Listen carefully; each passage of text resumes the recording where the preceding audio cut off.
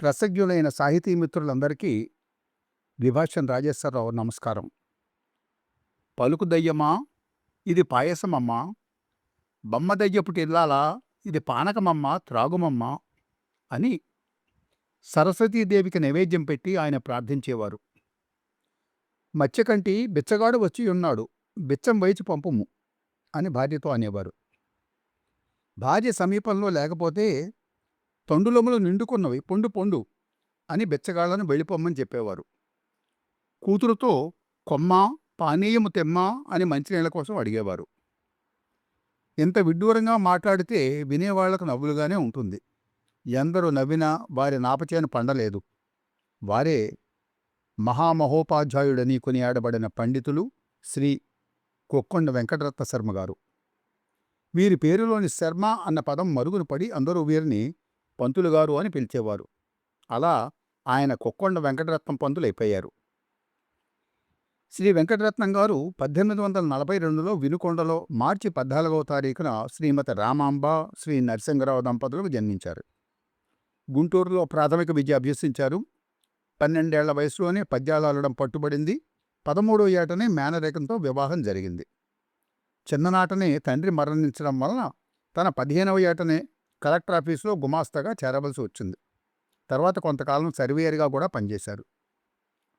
1858-63 సంవత్సరాల మధ్య వీరు కోయంబత్తూరు జిల్లాలో ఉపాధ్యాయ వృత్తిలో ఉండేవారు. తర్వాత 3.5 దశాబ్దాల పాటు మద్రాసులోని ప్రెసిడెన్సీ కళాశాలలో ఆంధ్ర పండిత పదవిని అలంకరించారు. 1871లో ఆంధ్ర భాషా సంజీవని పత్రిక స్థాపించారు. మొట్టమొదటిసారిగా ఒక పత్రిక పేరులో ఆంధ్ర అన్న పదాన్ని చేర్చినవారు ఈయనే. ఈ పత్రిక ప్రతి పున్నమి నాడు వెలువడేది. అందులో పత్రిక లక్షణాల గురించి, పత్రికా సంపాదకునికి ఉండవలసిన లక్షణాల గురించి పద్యాలు రాసేవారు. ఆ పత్రికలో ఇంగ్లీష్ పత్రికల్లాగే సంపాదకీయాలు ప్రారంభించారు. ఆంధ్ర భాషా సంజీవని పత్రిక 1871 నుండి 1883 వరకు, ఆ తర్వాత మళ్ళీ 1892 నుంచి 1900 వరకు నడిచింది. 2 దశాబ్దాల పైచిలకు ఒక పత్రికను నిర్వహించడం ఆ రోజుల్లో ఒక ఘనతే. వీరికన్నా ముందుగా తెలుగులో పత్రికను నడిపిన వారు లేకపోలేదు. అయితే ఆ పత్రికల పేరులో ఆంధ్ర అనే పదం ఎప్పుడూ లేదు. చెన్నై సూరి గారు అసమగ్రంగా వదిలిపెట్టి వెళ్ళిపోయిన లక్ష్య గ్రంథాన్ని కొక్కొండవారు పూర్తి చేయదలిచారు. నీతి చంద్రికలోని మిత్రలాభం, మిత్రభేదం అనే భాగాలను మాత్రమే సూరిగారు రచించి ప్రకటించారు. సూరిగారు పోయిన 4 ఏళ్లకు 1866లో కొక్కొండవారు నీతి చంద్రికలోని విగ్రహ తంత్రాన్ని, సంధిని రచించారు. అయితే 1872 దాకా అవి ప్రకటించబడలేదు. తర్వాత కూడా ఒక విగ్రహ తంత్రాన్ని మాత్రమే ముద్రించారు. దీనికి పత్రికల ప్రశంసలు లభించాయి. విద్యాధికారులు పాఠ్యగ్రంథంగా పెట్టారు. కొక్కొండవారు 1893లో ఉత్తరార్ధంలో బిలేశ్వరీయం అనే పద్యకావ్యం రాశారు.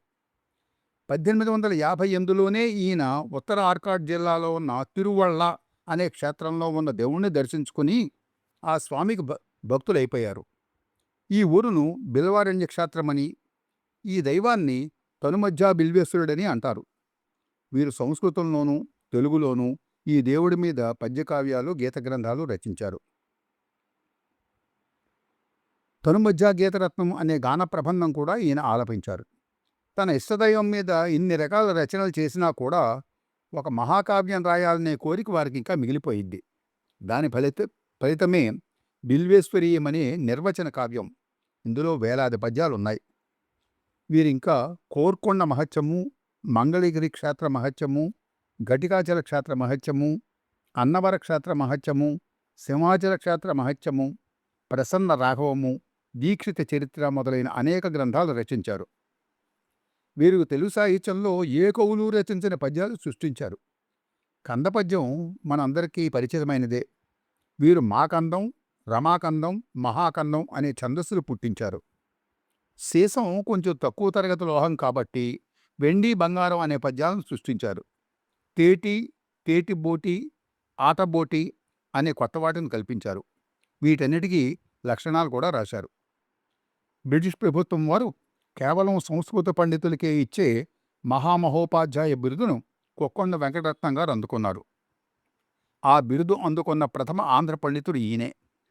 1867లో వీరు రచించిన మహాశ్వేతను తెలుగులో తొలి నవలగా కొంతమంది భావిస్తున్నారు. వెంకటరత్నం పంతులు గారికి ధర్మవరం రామకృష్ణమాచార్యులు, రాయదుర్గము నరసయ్య శాస్త్రి, కొమండూరి అనంతాచార్యులు మొదలగు పండితుల కవుల చెలిమి చేకూరింది. అయితే శ్రీ కందుకూరి వీరేశలింగం గారు, వేదం వెంకటరాయ శాస్త్రి గారు, కోండ్ల రామకృష్ణయ్య పండితులు మొదలైన వారందరూ కొక్కొండవారు రచించిన గ్రంథాల్లోని లోపాలను చూపిస్తూ తీవ్రంగా విమర్శించారు. ఈ విధంగా వారికి వీరికి మధ్య సంవత్సరాల తరబడి వాదోపవాదాలు, వ్యక్తిగత దూషణలు కూడా జరిగాయి. కొక్కొండ వెంకటరత్నం గారు సనాతన ధర్మ పరాయణులే. అయినా కూడా వారి పత్రికలో కేవలం సాహిత్య యుద్ధాలు మాత్రమే కాక ప్రజలకు ఉపయోగపడేది కూడా ఆయన ప్రచురించేవారని చెప్పవచ్చు. ఉదాహరణకు శ్రీమతి పొత్తం జానకమ్మ అనే హిందూ మహిళ తన భర్త రాఘవయ్య గారితో కలిసి 1873లో ఇంగ్లండు పర్యటన చేశారు.